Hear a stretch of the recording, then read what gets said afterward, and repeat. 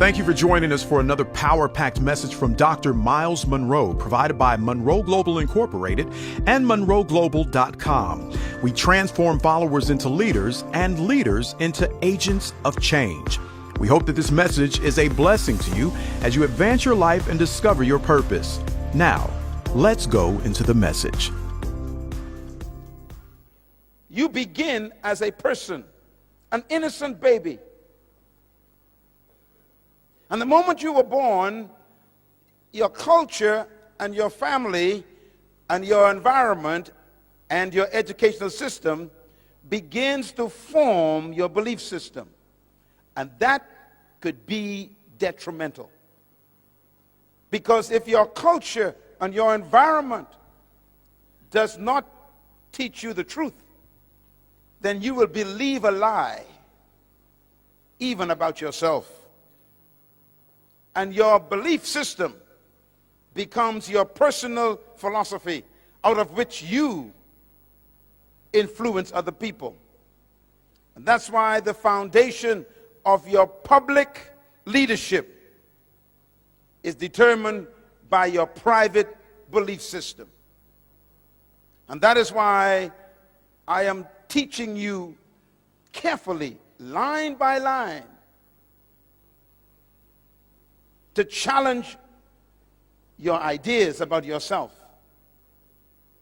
Because you came out of a history, just like I did, where we were formerly oppressed by colonial imperialism, which taught us some ideas that were not true about you.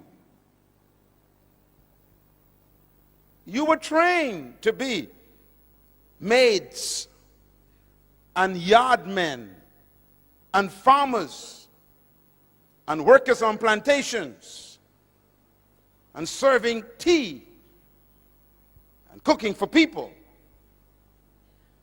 You were not trained to own a business and build a company and lead a country and buy your own oil field or invest in your own gold mine. It's always somebody else doing it, because you've been trained that you cannot and should not try to own an oil company.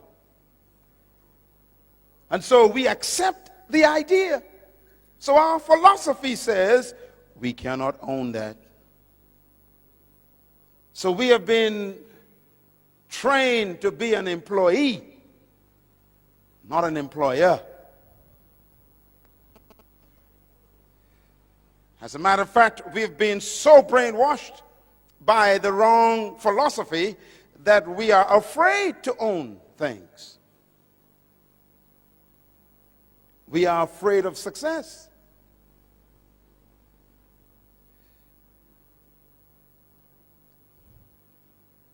Even the religion we were taught reinforced our lack of self-belief.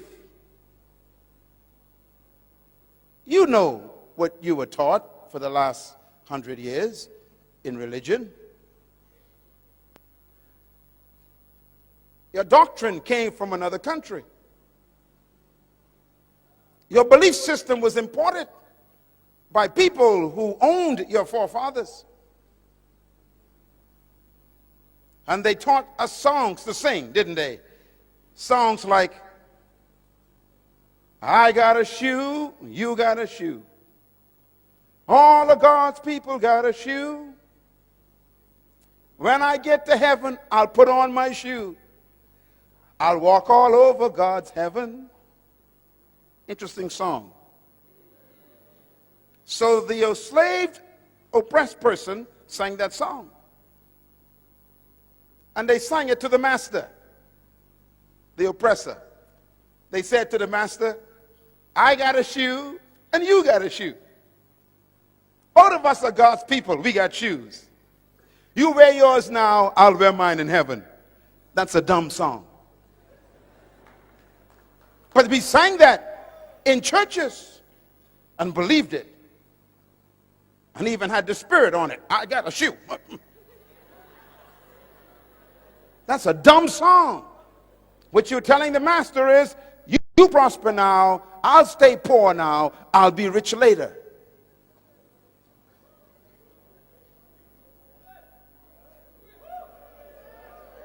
Something's wrong with that philosophy.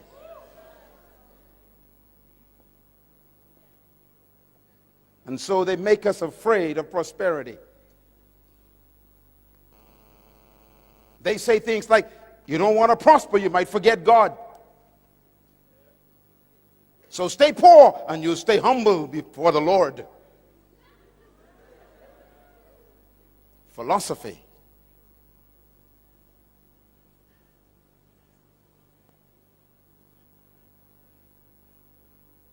As a man thinks, so he leads. So the pastor who comes out of that philosophy preaches to his people. Stay away from politics. Stay away from money. Stay away from power. Stay away from influence. Just hang on until Jesus comes.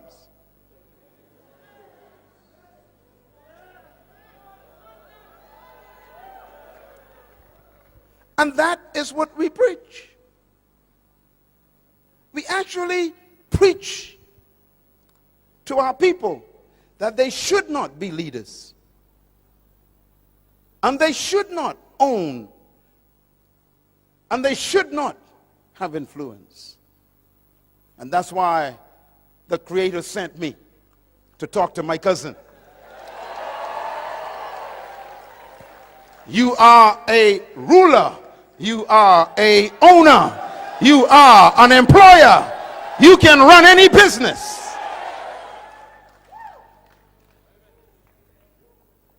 But you got to change your belief system. Let me show you a picture of a little boy. See that little boy? I wonder who he is. Can you tell me who he is? No one knows who he is. Just an innocent child. Remember, everybody is born as a person. This little boy came from a family, a broken home. His father abused him. His father was religious, but yet beat him, hurt him. And the little boy grew up with a twisted belief system about God. Let me show you who this little boy really is. That's the little boy. He looks so innocent, doesn't he? But the boy is really that man. That man was trapped in that boy. His name is Adolf Hitler. His philosophy was very serious because he believed in an idea that he picked up from the Romans. And I want to close this session talking about the Romans because Papua New Guinea is ruled by the same ideas that the Romans had.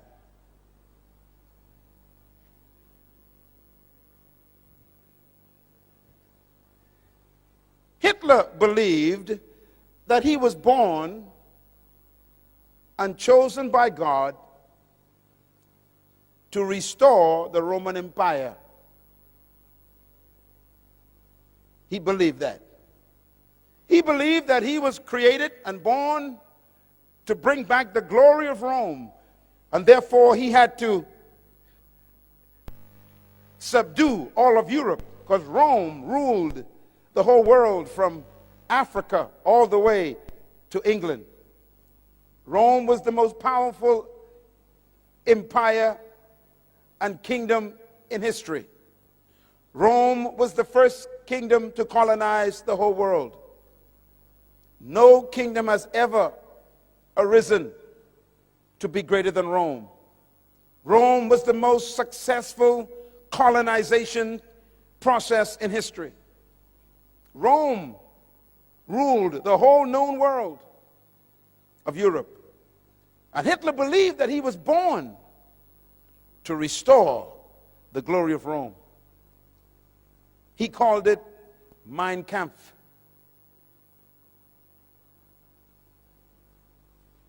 Where did the Romans get their ideas from? And this is important to think about leadership. The Romans conquered the Greeks. The Greeks were the ones who invented the philosophy of leadership that control our world today. Please listen to me carefully. Because Jesus was born under the Roman Empire in a Roman colony controlled by Greek ideas. So don't miss this. The Greeks were the most influential philosophers in modern history. The Greeks were the ones who invented the ideas that control the world right now. As a matter of fact, the Roman Empire adopted the Greek philosophy when they invaded Greece. The Romans were so powerful that they conquered Greece and destroyed the Greek Empire, but they did not destroy the Greek libraries. The Romans are smart people. They took the Greek libraries and they adopted the Greek ideas and philosophy of leadership. And so the Romans became Greeks in thinking, but Romans in military power. I want to give you quickly why this is important to you in Papua New Guinea.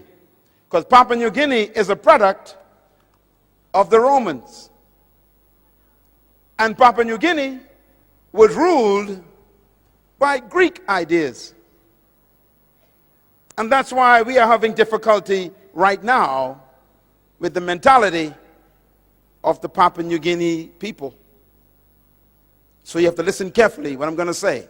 I'm going to talk about your future and your past. The Greeks believed certain things about humanity and about leadership. The Romans adopted them, and the Europeans used them, and they colonized Papua New Guinea. And they used the same ideas of the Greeks to control Papua New Guinea. Papua New Guinea is a very young country. You are still battling with Greek ideas. I'm going to prove it to you. Because every colonization process carried the Greek idea and subdued the people. What did the Greeks believe that's important to you? Write them down. Number one, the Greeks believed that leadership was a product of natural endowment. Very important words. The Greeks believed that leadership was a product of natural endowment. What does this mean? Some of you know about the Greek philosophers who changed the history of the world. Let me give you a few of their names. Plato, very powerful Greek thinker. Aristotle, very powerful Greek philosopher. Socrates, a very powerful Greek thinker. These are the kinds of thinkers who gave their ideas that control the world today. I always tell people that the world is ruled by dead men.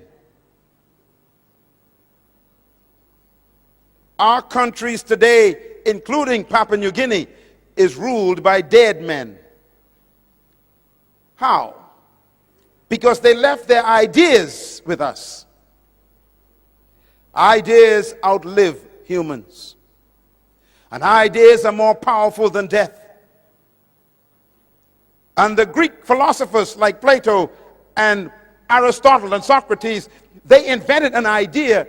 Look at my lips, please. I'm going to quote one of their ideas. This is a Greek idea. Demokrata. Demokrata is a Greek word. The Greeks invented the idea of democracy. Democracy is not from the Bible, it's from Greece.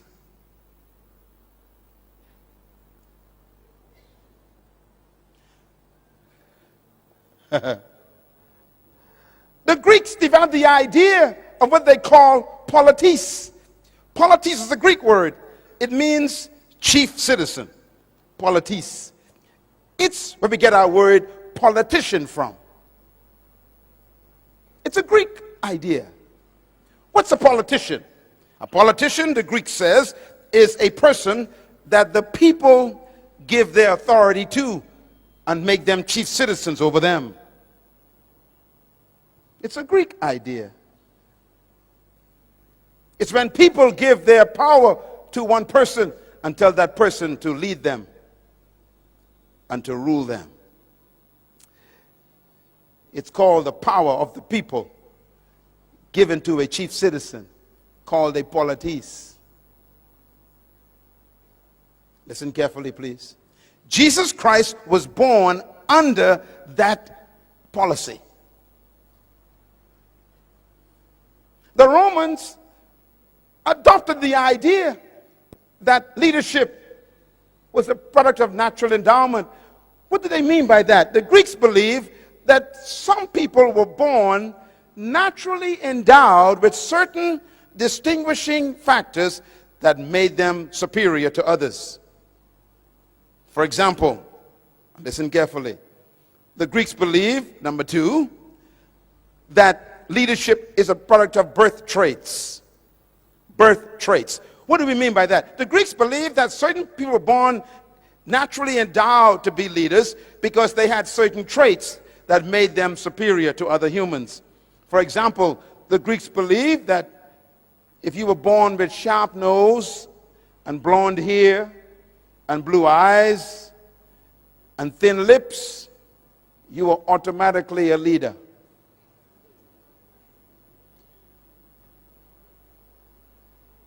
You can read this on the internet if you want to. It's all there. The Greeks believed that if you were born with fair skin, that means if your skin was light,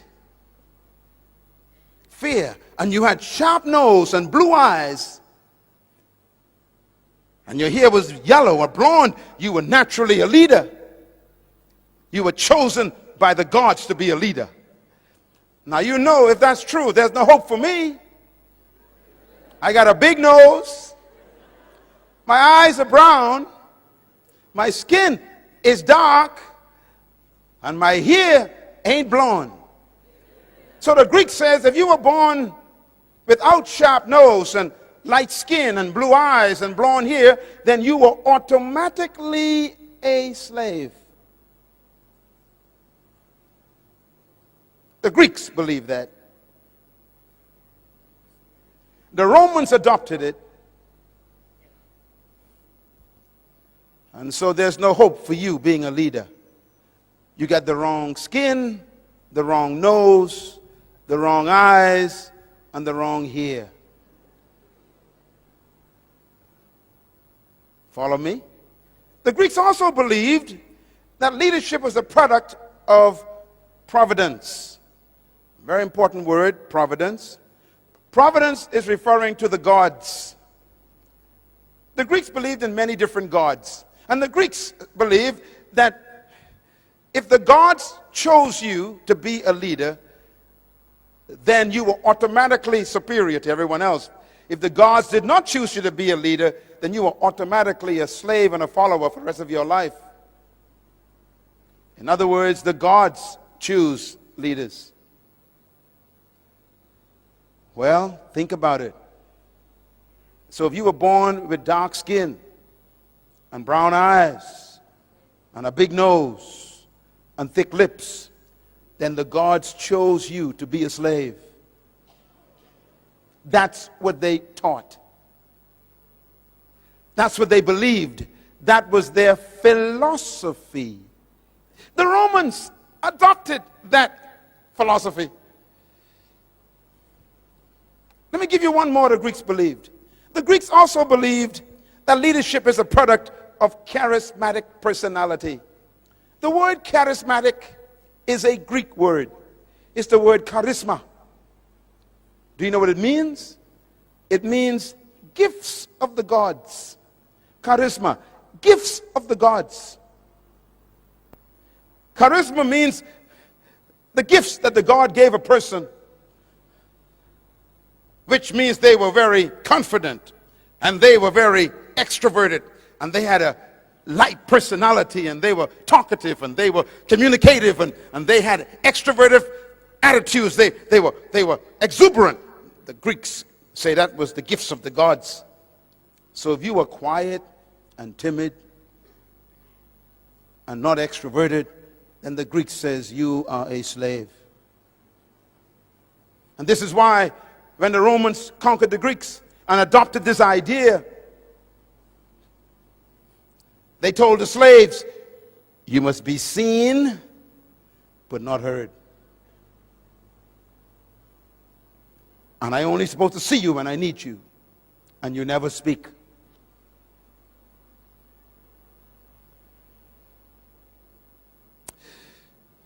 Leadership ideas. And finally, they believed that leadership was reserved for an elite group of people who were destined to be leaders in the world, and the rest of us were destined to be followers. I'm trying to teach you something that's very serious, because the Romans adopted these ideas and made them their culture. The Romans conquered all of Europe, from Africa to Scotland. They conquered the whole of Europe, and they implemented their ideas. So when they met people who were not like them, who didn't have blonde hair or light skin or sharp nose or blue eyes, then they automatically considered them subhumans. The Romans used the word for themselves. They said, we are superior, chosen by the gods. They called themselves the Aryan race.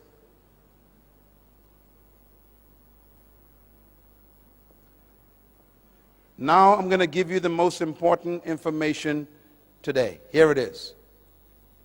The Roman Empire ruled the entire known world, from Africa to Great Britain. The most powerful kingdom on earth under Caesar. They believed that they were chosen by the gods to rule the world. They believed they were handpicked by the gods with certain traits to dominate the world. They believed that they were superior to all other races. And that was in the Roman mentality. Do you know how Rome was defeated? No one could defeat Rome. It was the most powerful empire in history. It had the most powerful army in history. No country could defeat Rome militarily. It was so powerful that when Rome showed up, everybody bowed. And that's why you hear the statement, when in Rome, you do as the Romans do. Wherever they went, they colonized the whole world. And Jesus Christ was born right in the middle of the Roman Empire. He was born in an empire which believed that he was automatically a slave.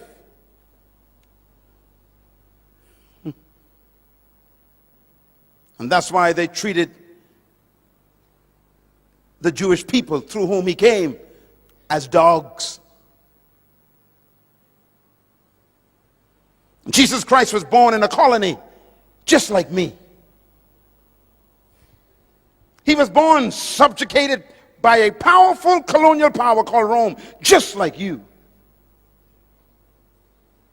He was taught that he was born to be a second-class citizen. He was taught that he was born to be subjected. He was taught that if some soldier in the Roman Empire asked you to take your cloak off and give it to them, you had to give them your clothes if they were cold.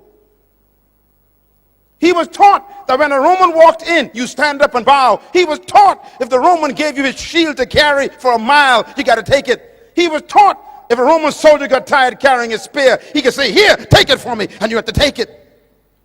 He was taught that he was not a leader, he was a slave.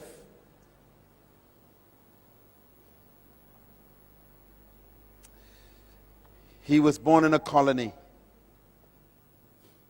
just like you, just like me. Listen carefully. And that's the mystery of Jesus Christ. He was born under that culture, but never allowed the culture to be born in him.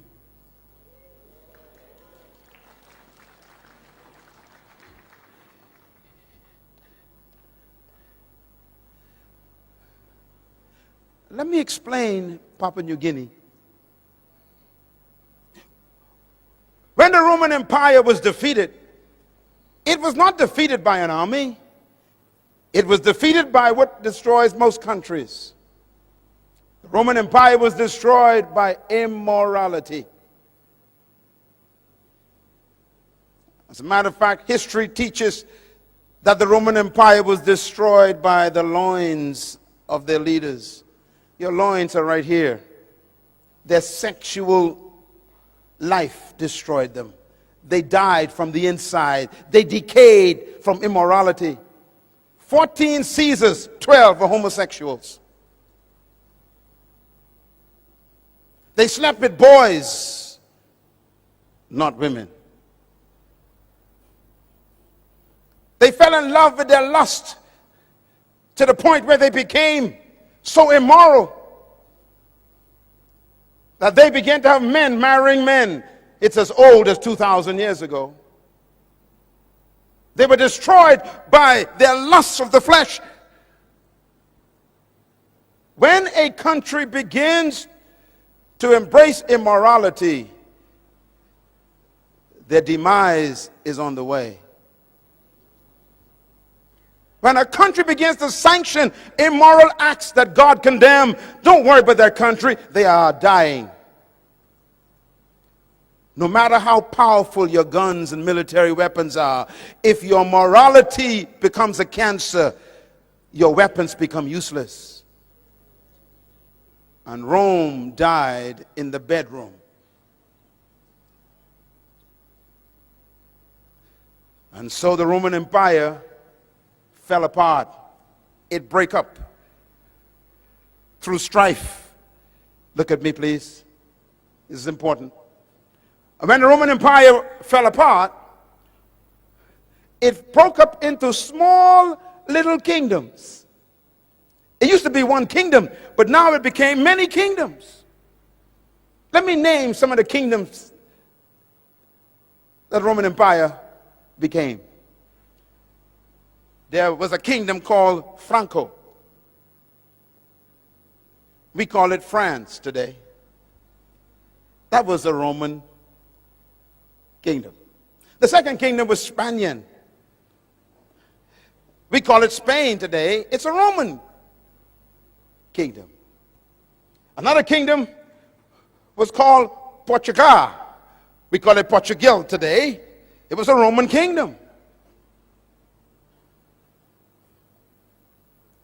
Another kingdom that came from the Roman Empire was Anglo-Britannia.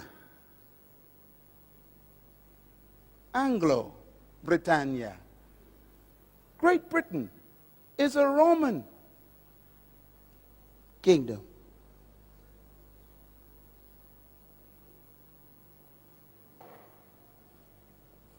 We call them England today. Anglo. Light skin. Interesting, all of these kingdoms have the Roman philosophy. And they decided to expand their kingdoms. And so the French and the Spanish and the Portuguese and the British sent their ships out They are Roman in their minds, Greek in their thinking, and they come to take over territories.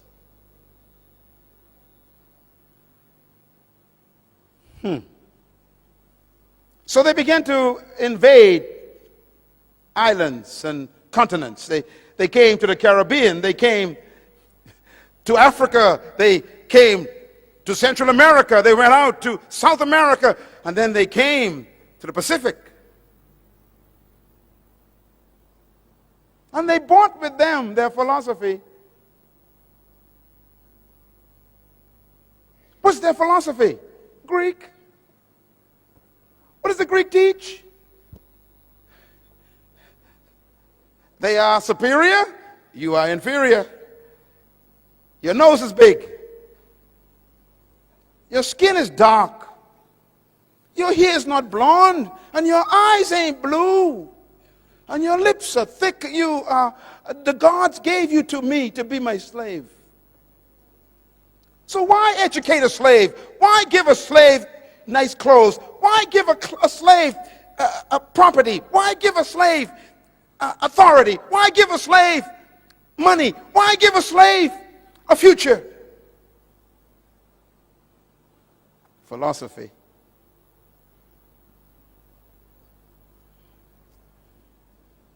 And so is the story of colonization. It's easy to sell a slave. After all, they're not chosen by the gods.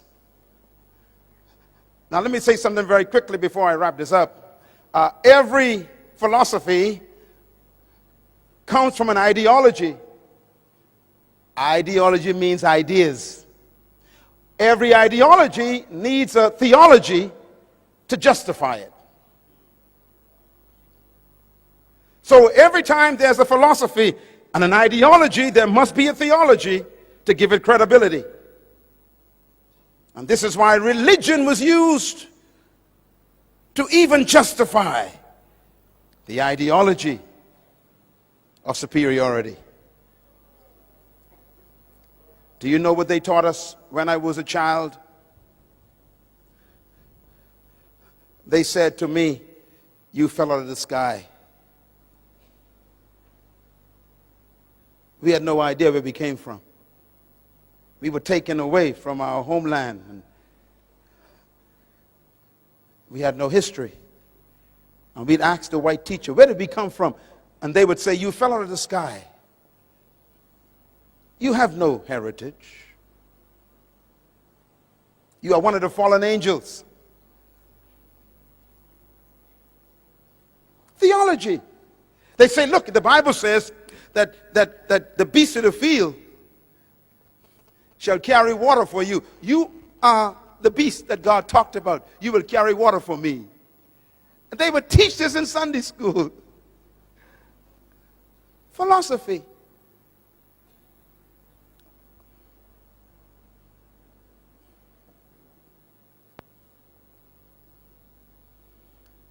And here we are now, still on the Democrat. 200 years of conviction that you are not equal to others. 200 years of miseducation that you cannot think sophisticatedly. 200 years of believing that others with certain traits are much more superior and more intelligent and better than you. Philosophy. And so they say, you must be quiet. You cannot speak much. You're not supposed to express your ideas. You keep your thoughts to yourself. Just make tea. You're not supposed to speak up when you see something going wrong. How dare you? You're not smart enough to see what is wrong.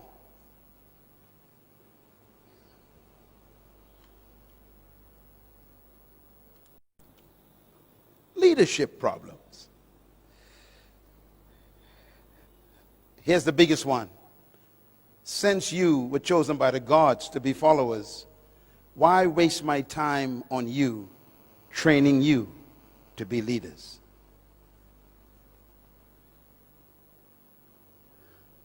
So if you study all the colonies in history, including mine, where I'm from, the colonizers never trained leaders. And what's amazing is when they finally abandon and leave you, they expect you to fail. And that's why they leave. They always say, well, of course, there are more of you than us, so we're going to get out of here in case you kill us. But we know you can't lead anyhow, so your country will fail.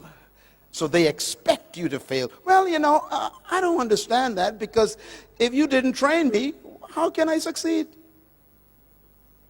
And when you do fail, then they blame you and say, see, I told you, you ain't intelligent enough to succeed. They forget that my failure is proof of their failure.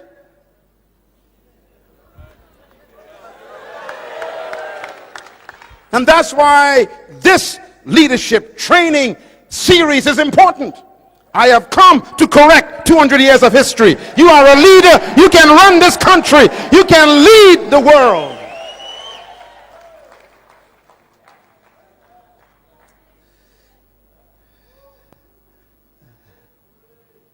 Take a deep breath.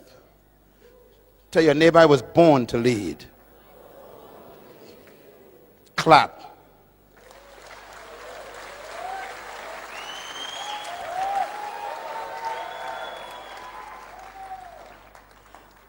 I want to show you this before we go, because it's so important. All the world leaders, if you study them, they're all battling with these issues. And by the way, in one of my books, I did research on what happens to a people who have been oppressed for over 100 years. And I discovered that they all have the same problems. I used a case study of the children of Israel in Egypt. They were oppressed for 430 years. And when they finally came out of Egypt, they couldn't get Egypt out of them. And as soon as they got independence, or should I say deliverance from Egypt, under Moses was their leader, and even Moses had psychological problems. Remember, he was born in Egypt.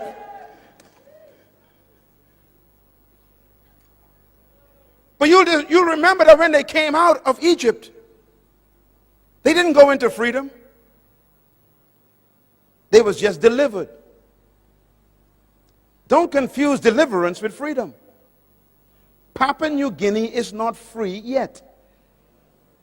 You are simply delivered. You are in the desert.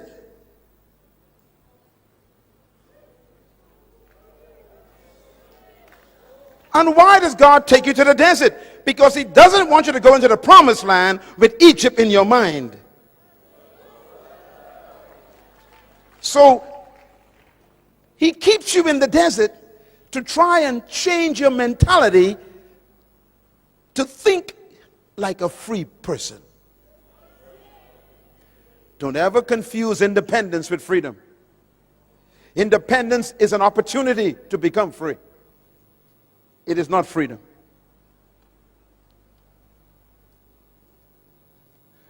They were delivered from Egypt. They were independent from Egypt, but they still wasn't in the promised land. You are not yet in the New Guinea that God promised you yet. Because that Papua New Guinea requires a new kind of mentality.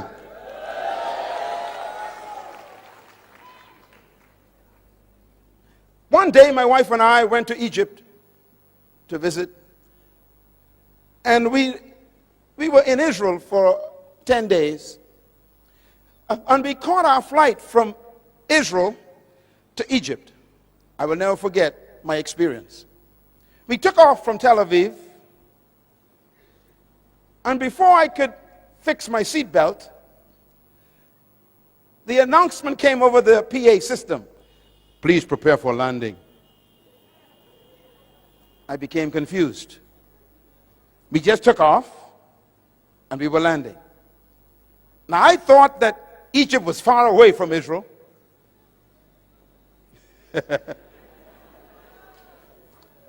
And so I became confused. I said to the flight attendant, I said, excuse me, ma'am, is there a problem? She said, why? I said, why are we landing? She said, we are about to enter Cairo, Egypt. I said, but we just took off from Israel. She said, yes, sir.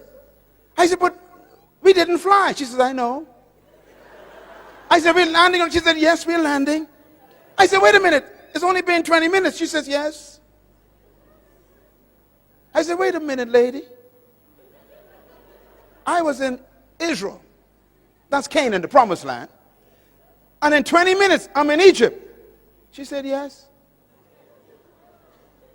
I became confused. I started calculating. Let's see. 40 years.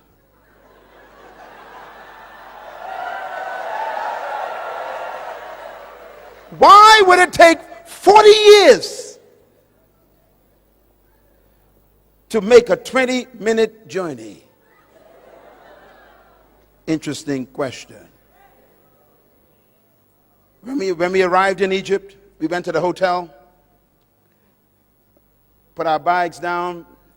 Our guide came later that day to take us to see the pyramids and go to El-Aqsa and all the places of Egypt to see all the pharaohs, you know, the history and everything. And we went to the pyramids and everything, and it's beautiful. And we felt like we entered the Old Testament, because that's where the Old Testament, really, most of it took place. And I said to my guide, when we were driving, I said, sir, how far away are we from Israel? He said, depends on how you get there. I said, okay, if I drove in a car, how long would it take? He said, it'll take about 7 hours. I said, what if I walk from Egypt to Israel? He said, it'll take 40 days. I said, what about the aircraft? He said, 20 minutes. I began to calculate. I said, wait a minute. If I drove in a car on a bus, it's 7 hours. If I walked, it's 40 days. If I flew, it's 20 minutes. I went back to my hotel room, confused. I picked up my Bible because I had to go and find out what happened. And the Bible says, and they left Egypt, headed toward the promised land. But God did not take them directly there. I'm quoting the Bible. Because they were afraid in their minds. So he led them the long way around to get Egypt out of their minds. Now here's my mystery. This is Egypt. This is the promised land. And it's only 40 days walk. Why would it take 40 years? And I was confused. That means he kept them going around in circles for 40 years. Do you know why? Because they kept telling Moses, we want to go back. At least we knew where onions came from. We knew where garlic. There were pots of food in Egypt. Let's go back to the British way. It's too hard to run your own country. It's too difficult to take responsibility for your own future. Take us back to a place where other people ran our lives. We didn't have to think. Take us back where they provided peanut butter and cheese.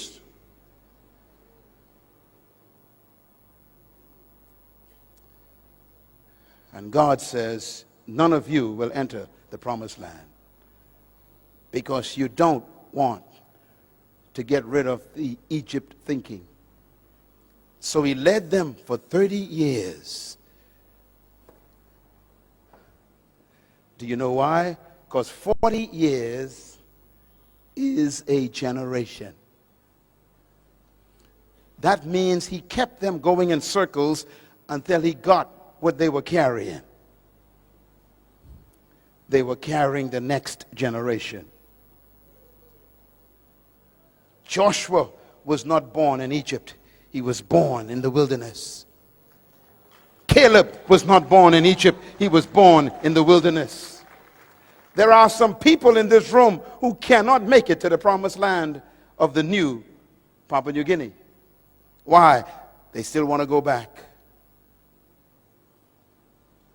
I'm not talking to you. I'm talking to the one right behind you.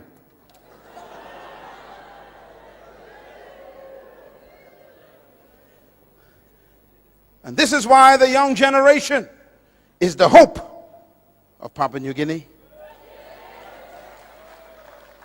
And I say to the older members of this great country, ask God to change your mind. Ask him to deliver you from the scent of oppression. Ask him to give you a miracle, not in your body, but in your mind. Because their mind kept them out of the promised land. It's amazing. God healed their body, but never took them to the promised land. He fed them food, but never took them to the promised land. He kept their clothes for 40 years, but never took them to the promised land. In other words, God will preserve you until he gets what you want from you, and then he'll kill you. If you don't want to change your mentality, he'll bury you in the desert.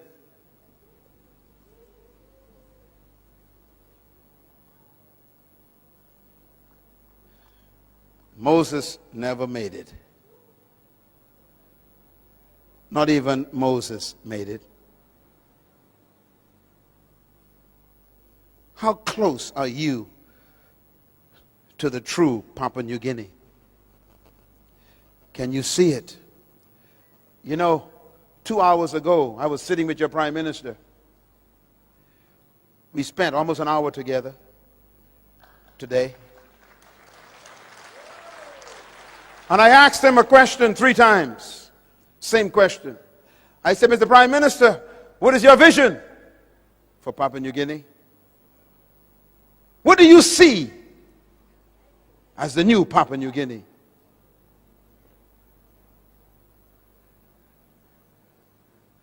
And he talked about what he saw. He saw a country where everybody was educated, free education. He saw a country where people had good health and welfare. They were taken care of. Diseases were almost non-existent. He saw a country where opportunity for people to own companies and to build businesses and to have share in the investment of their country. He said, I see this. And I told him, then you need to educate. You need to provide free education for every child in Papua New Guinea. Because until their mind is free, they are stuck in the wilderness. Sitting in this room are some of the greatest leaders in the world. And I believe that with all my heart. You are an awesome leader, young woman. But you have to unlearn what you've been taught by history. You must be free from the Greek mentality and the Roman ideology. You must be set free from the spirit of colonization and believe that you can govern this country effectively by God's help. I beg you today to be delivered from Greek philosophy, because I too was a victim. Now let me close with how I got delivered. You want to know how I got delivered? Traditional leadership teaches that leadership is controlling and imposing your will on people. That is not true leadership. Secular leadership says that leadership is management of people. Leadership means you are superior to the followers. They teach that leadership means that you are served by your followers. They teach that leadership is measured by how many people serve you. This is not leadership.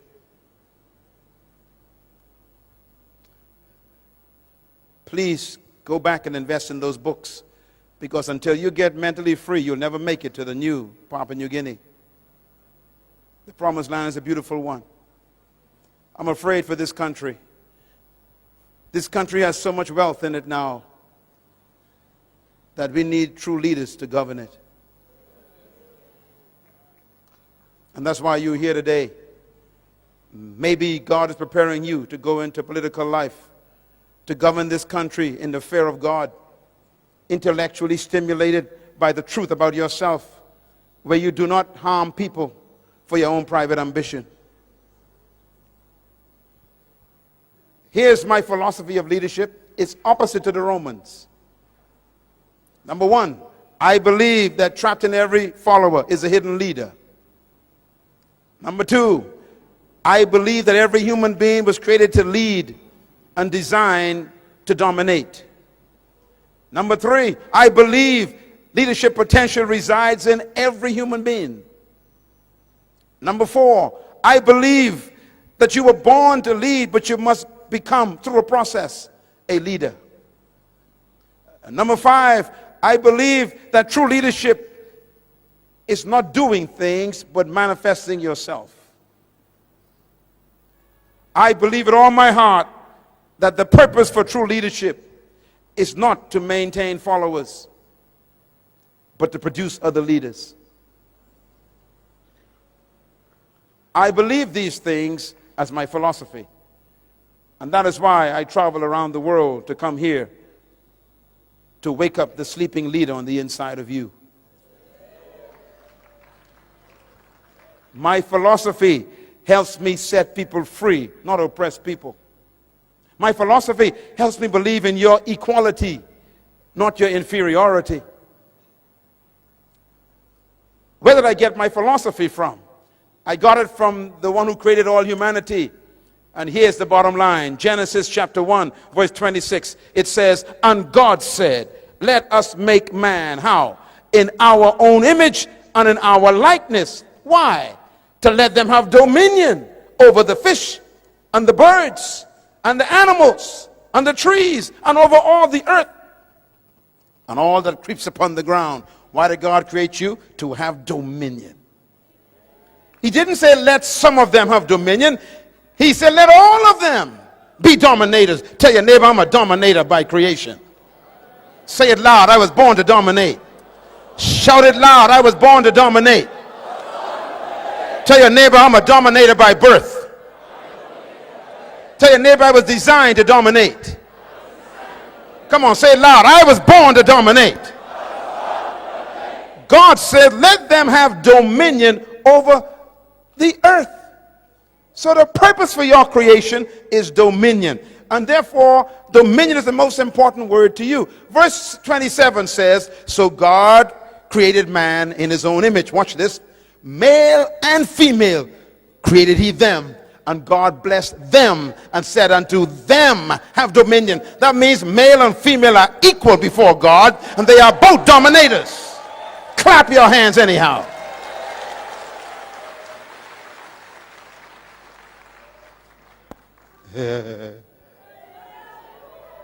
My wife and I are equal, but different.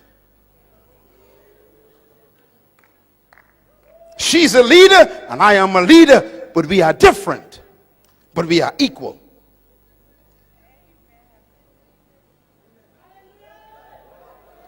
Male and female created he them. And God blessed them and said unto them, both of them, have dominion. In other words, the word dominion is an important word. It tells you why you were created. I did some research for you. Write it down. The word dominion is the Hebrew word radah. R-A-D-A-H. And here's what it means. It means to govern, to rule, to control, to master, to manage, and to lead. In other words, God gave you birth to have dominion over the earth, to lead. And here's the bottom line. If God created you to have dominion, which means to govern, to rule, to control, to lead, to master, then that means he built into you the ability to do it. God built into the seed the ability to become a tree. But the seed could die as a seed.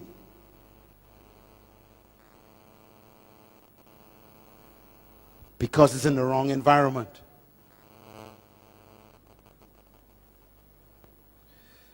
For 180 years, some of our countries have been in the wrong environment.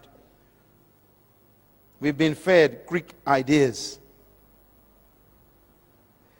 And so we can't come forth. And that's why this leadership conference is here.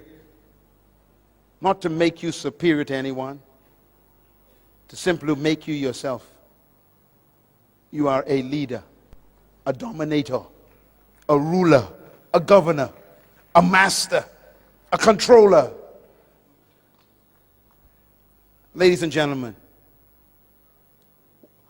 let me put it this way. He said, let them, which means male and female, every human being is a leader trapped on the inside. And here is the mystery of how it works.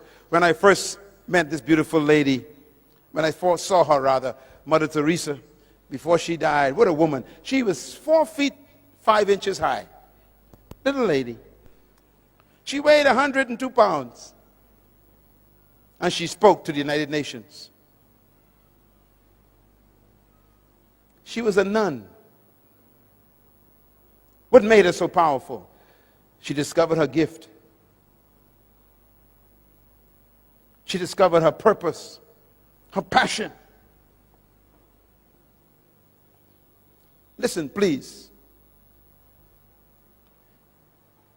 Whatever you were born to be is trapped inside of you.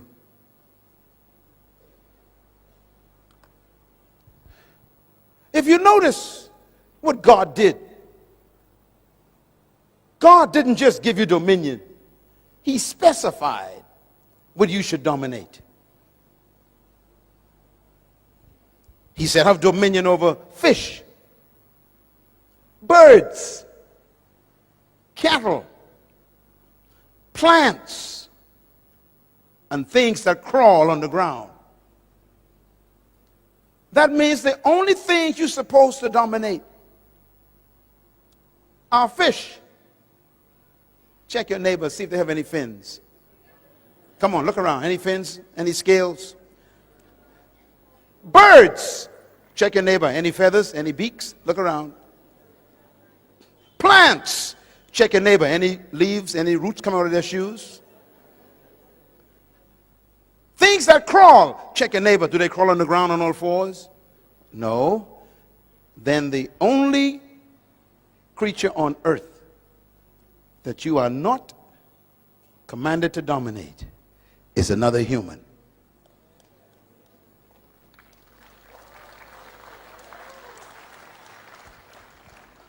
And that is why, in order for slavery to work, they must reduce you from being a human.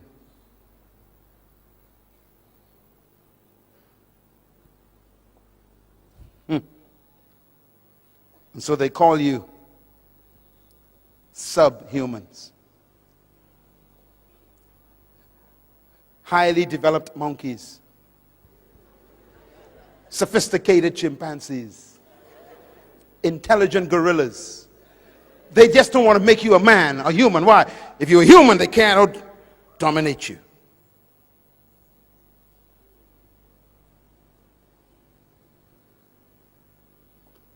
So any attempt to control, master, rule, or dominate another human is completely ungodly.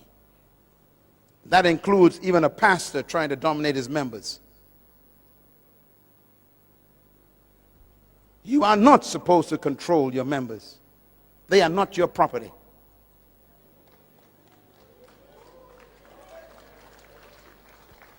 You are not to control and own anyone in your company.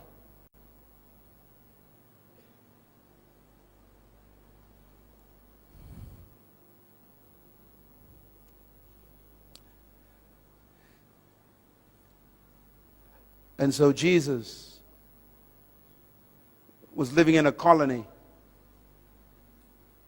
ruled by people who oppressed and dominated humans. His disciples, which means students, he was trying to change their thinking, just like we're doing today. And one day they were sitting down just like this, and he heard them talking to each other. And they were arguing, which one of us is the greatest?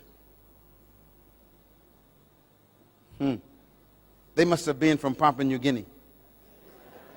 Always want to know who's in charge. Fighting over positions.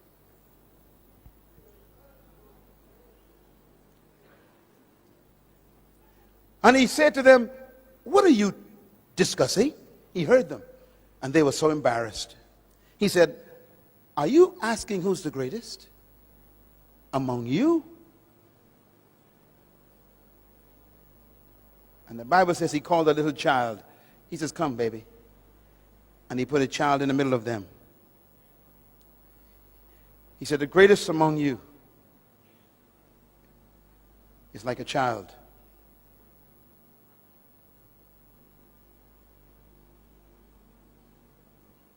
A child never desires power.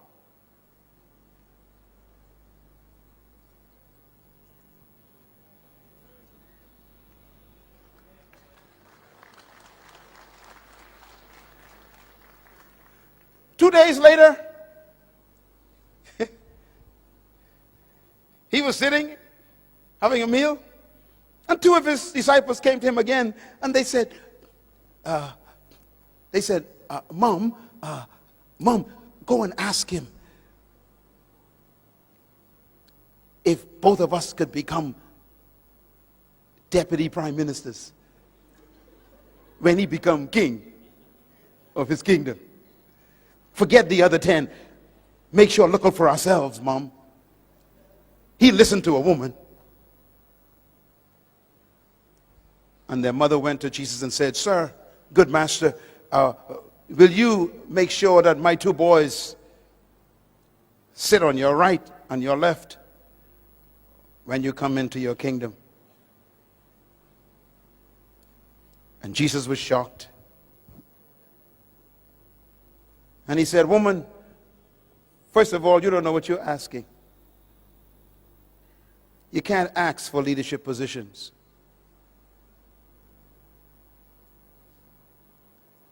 He said, secondly, you shouldn't try to be like other people because you couldn't drink the cup they drink. The word cup means price. You couldn't pay the price for their position.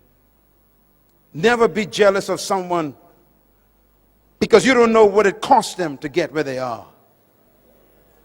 Can you drink the cup they drink?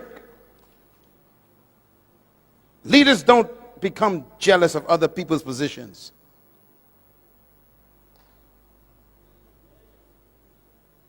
And then he said these words. To sit on my right and my left is not mine to give. These places belong to those for whom they have been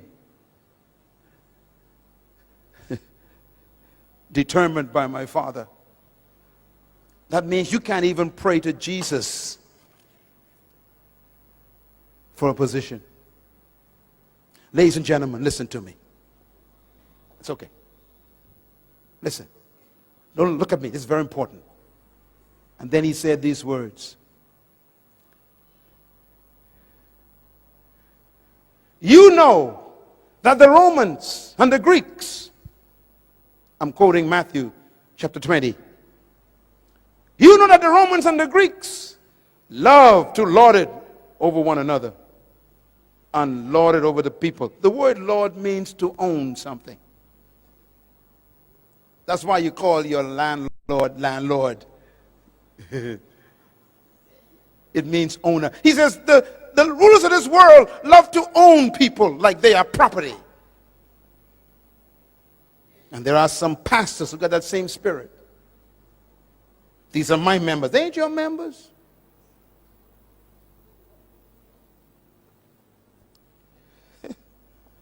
The Apostle Peter says, pastors, do not lord it over God's flock. The same word Jesus used for the Romans. You don't control people. True leaders don't own people. They set people free to become great.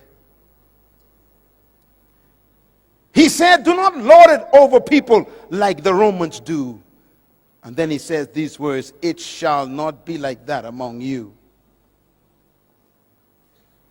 Because in my kingdom, if you want to be a great leader, you must become the servant of everybody.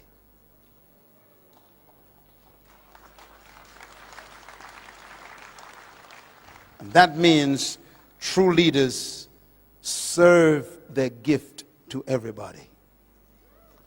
It doesn't mean to become a subservient. It means to serve yourself to your generation, to give your gift to humanity. I'm doing that right now. This is my gift. My gift is training third world leaders. This is my gift. What is your gift? Because your gift is your area of leadership. And that's why great leaders never seek followers. They seek to serve themselves to their generation. He ends the seminar with this statement. He says, just like the Son of Man did not come to be served, but to serve himself, a ransom for many. Thank you once again for listening to this message, as we hope that it has been a blessing to you. Our goal is to show you new paths and opportunities so that you can discover your purpose. It is your love, support, and partnership that makes Munroe Global possible. Please visit us online at www.munroeglobal.com for more product, partnership, or to join us at one of our live events around the world.